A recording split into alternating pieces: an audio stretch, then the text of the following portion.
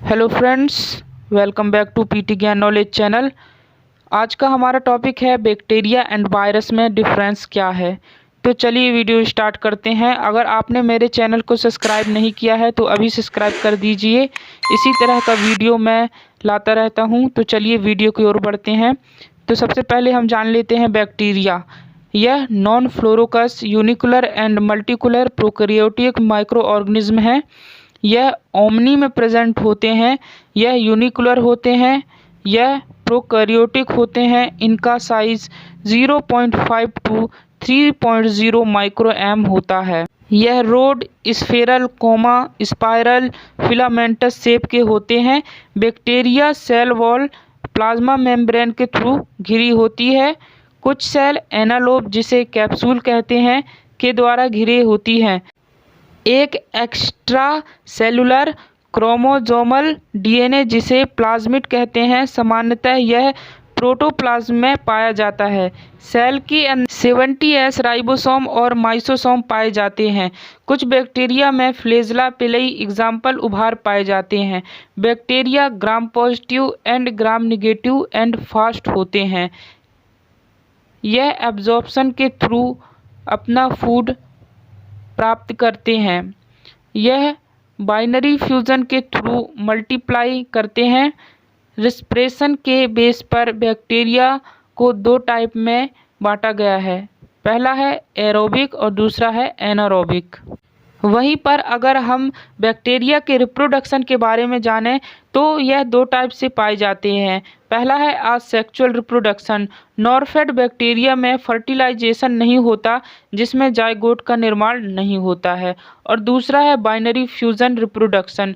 Bacteria में fertilisation ना होकर बाइनरी फ्यूजन होता है, जिनसे उनकी संख्या में वृद्धि होती है। अब चलिए बात कर लेते हैं वायरस के बारे में। तो वायरस माइक्रोब्स होते हैं जो कि खुले आँख के द्वारा दिखाई नहीं देते। वायरस की स्टडी को वायरोलॉजी कहते हैं। सिंगल वायरस को विरियन, जिसमें सिंगल सेल विरियन पाया जाता है, उसको विरियन कहते हैं, सिंगल वायरस को। और virus smallest obligate intracellular infected agent होते हैं। वायरस लिविंग सेल के बाहर किसी भी प्रकार की मेटाबॉलिक एक्टिविटी नहीं करता। वायरस कॉम्प्लेक्स प्रोसेस के द्वारा मल्टीप्लाई करते हैं, बाइनरी फ्यूजन के द्वारा मल्टीप्लाई नहीं करती। वायरस ओनली लिविंग सेल पर ग्रोथ करते हैं, आर्टिफिशियल मीडिया पर ग्रोथ नहीं करती। वायरस में किसी भी टाइप की पर्टिकुलर सेल वॉल नहीं पाई जाती है। यह सेलुलर एंजाइम्स नहीं पाई जाती हैं इनमें। और फिर यहाँ पर बात करते हैं इनकी साइज़ की। तो इसका साइज 10 माइक्रो एम से 300 माइक्रो एम होती है।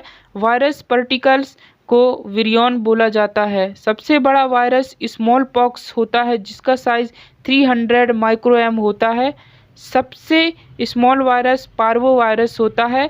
जहाँ पर इसकी स्ट्रक्चर की बात करें तो प्रत्येक विरियन में न्यूक्लिक एसिड पाया जाता है, जो कि एक प्रोटीन के द्वारा कोट रहता है, जिसे कैप्सिड कहते हैं। न्यूक्लिक एसिड कैप्सिड के द्वारा इनक्लोज होता है, जिसे न्यूक्लियोकैप्सिड कहते हैं।